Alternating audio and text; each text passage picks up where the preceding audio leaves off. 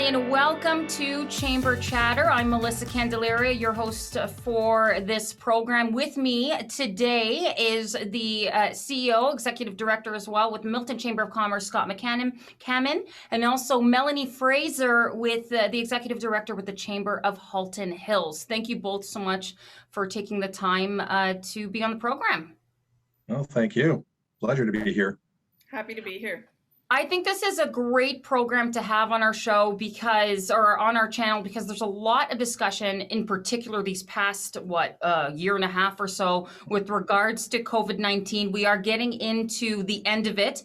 Hopefully, no fourth wave is coming. So what I wanted to get from each of you, and I guess maybe we'll start with you, Scott, just to talk about generally how things have been now as things are opening up in the business community. Can you give us kind of a synopsis of what's happening in Milton?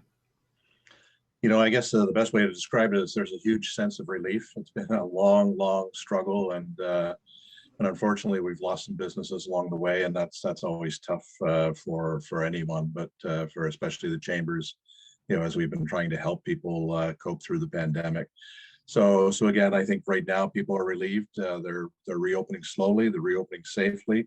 There's still some concerns in terms of how they're able to open, but everyone is still mindful that we're not through it all, and we hope there isn't a fourth wave, but we have to be aware of the fact that this COVID thing likes to morph and challenge us.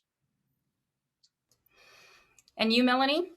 Yeah, I would echo what Scott said. I think our businesses, when I'm out in the community, I can tell they're quite relieved to be able to see their customers again, and just to have the chance to make a living again. But like Scott said, they're being cautious. They're being very careful about how they're doing it. I think everyone's a little gun shy based on our past lockdowns. And so in order to reopen fully, we're asking our companies to invest more money. And I think that everyone's taking that very slowly. And I think everyone's just taking the time to see what's next, because it's been a year and a half of, oh, I didn't see that coming. And boy, I wasn't prepared for that. So it's great to see the patios open. People are dining in restaurants again. Our stores are doing quite well. But like Scott said, we've lost a few companies, which was sad to see. But we've also seen some stores and some businesses open in the pandemic, which shows a real entrepreneurial flair, I think, and shows just the strength of local business. I mean, you talk about, businesses being gun shy, and also the unpredictability of how it's been for businesses in this past year and a half. And I know that each business is different, but was there, just in your observation and speaking with our local businesses, was there maybe a common or a constant challenge or struggle that you had seen that's kind of stayed stagnant throughout this pandemic and that they're still worried about today? Melanie, we'll start with you.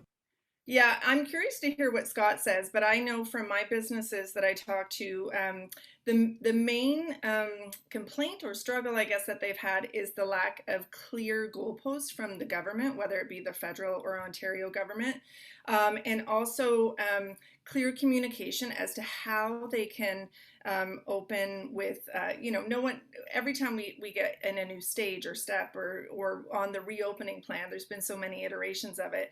The notification to businesses has been very short, sometimes only a day long. And then what a lot of people don't realize is that local business also has the region to contend with. So they've got multi-levels of government regulation. So the region of health could, the region's public officer of health, for example, could impose different regulations on our restaurants than the Peel officer medical of health. So they just need to really know a lot, and most small business owners just don't have the time or the wherewithal to be able to do that when they're just trying to stay open. So that was our biggest complaint we got from our members. Yeah, I would totally agree with that. I think a lot of people describe it as a roller coaster, so that one day you're operating as a restaurant, and the next day the restaurant is a grocery store. Because they're no longer allowed to serve their customers. So people are just confused, and again, respectful of health guidelines and understanding why they have to do it. But just, with, as Melanie said, the short notice, you just don't know how you're going to be in business next week. And you can't plan for it. You can't order supplies. The restaurants are losing tens of thousands of dollars every time we shut down because they've got food that they had pre-ordered for the next week. So it's that predictability that hopefully we're able to find right now. And that will make things a lot easier. A lot of companies have thrived in a way through the pandemic because they've been able to, here's that word, pivot, but they've embraced e-commerce. They've embraced serving their customers in a different way. So I think if there is a positive to what we've had to go through, it's that businesses have learned to adapt, and in some cases they've come into a new way of doing business and embracing technology in a way that they didn't before. And thankfully, there have been things like Digital Main Street through the governments that have helped businesses with that as well. It's almost like the pandemic, the silver lining is that it sped up a lot of advancements, in particular, as you said, technology, right? These are things that we've been kind of touching on, like the work from home scenario. I've heard it for many years. The idea of working from home can happen. And now it was forced upon us in local businesses. And here we are, we can still do it. You talk about you both of you had mentioned kind of the lack of clarity with the governments or all levels of government. And that actually kind of ties into the next topic here. The biggest debate right now in terms of regulations is the concept of the vaccine passport. We are hearing some businesses and organizations all over the world, here in Canada as well, that they're implementing certain things, certain rules in place to be able to come into your business or what have you. Is this something that Milton and Halton Hills are considering doing? Some of these businesses, are they going to implement their own? Can they legally do it? Let's start with you, Scott. Well, I think absolutely we need vaccine passports. The Canadian Chamber, the Ontario Chamber are lobbying the federal and the provincial governments to do that. I think in the perfect world, it would be a federal system, because we're finding there's a lot of confusion right now in terms of what can happen if Manitoba is doing something, and Ontario is doing it differently. That doesn't really help, because now people are able to move from one province, one jurisdiction to the next. So Melanie talked earlier about the fact that we've got Halton Health creating different standards than other health departments. It's the same with the vaccine passport. If we've got 20 different systems across Canada, it doesn't help. And the challenge right now for business people is, they're trying to operate safely. They're trying to make sure their companies stay in business, and keeping their customers and their employees safe is part of that, which means that they want to know that people coming into their operations are healthy. But now you're forcing the business people to be the enforcer, to basically stop people at the door and say, you know what, I don't want you in my operation because you haven't been vaccinated, or I don't know you're safe. But I guess, Melanie, maybe you can answer this too, just for those that don't know. I mean, but there's a lot of confusion there. Can a company, a private company really, can they implement their own rules if they wanted to? Legally, is that permissible, or are they kind of in a gray area? Because obviously there's no precedent for something like this, right? Right. So I think the challenge, and I guess it depends on what side of Twitter you're on any given day, is that it is a gray area. And so I think at the top level, absolutely a private business can ask someone to leave, on an airplane, for example. You're not there's no privilege or rather, it's not a right to fly. It's not a right to attend a concert. There's no right to attend a restaurant. So I think as long as people aren't being discriminated on, based on the Canadian Charter of Rights and Freedoms.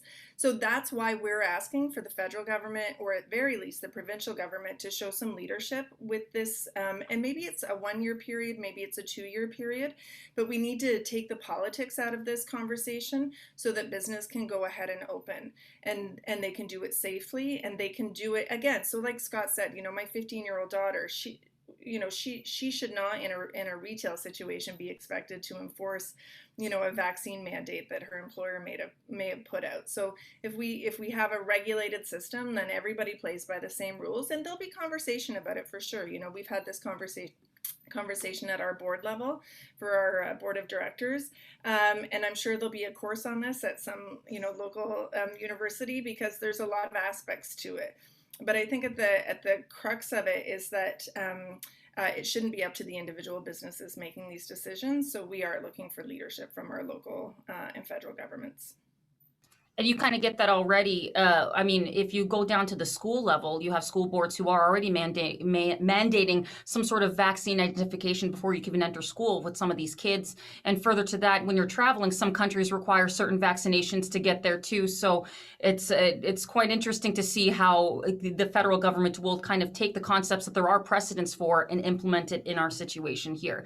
We've got about 2 minutes left till we wrap up to break. I just wanted to get a quick synopsis from each of you how the rapid tests are going. Both chambers offered free tests to our local businesses. How has that been going? Well, I can say for us in Halton Hills, it's been a big success. You know, Milton's much larger than we are, so I know they've had a good uptake on it. But I'm really proud of our local businesses that have taken that extra step to protect not only their customers but their staff. So I'm curious to see what'll happen if a fourth wave starts to kind of rear its ugly head. Even with I think people are feeling very safe right now with the vaccination rates in Halton being so high, but we do know that there can be breakthrough cases. So that's what we're educating our local businesses. We're calling everybody to let them know that this is one free tool that they can use to just have some peace of mind by testing their staff twice a week. And I know at the Ontario Chamber level, we are advocating to see if some of our personal care services businesses can test their staff or their clients as well. So, hopefully, we'll see some evolution in the program. All right, Scott, over to you. A minute. Yeah, and Milton has been great as well. We've given away about 20,000 test kits already. Each box has 25 tests, so you multiply that as well. But the more important fact is that equates to about 5,000 employees now that have been tested and have been deemed safe to go into the workplace. And there's a ripple effect because now they go home and they know that their families are safe too. So we're really proud to be part of that, and we really encourage the companies to get the rapid test kits.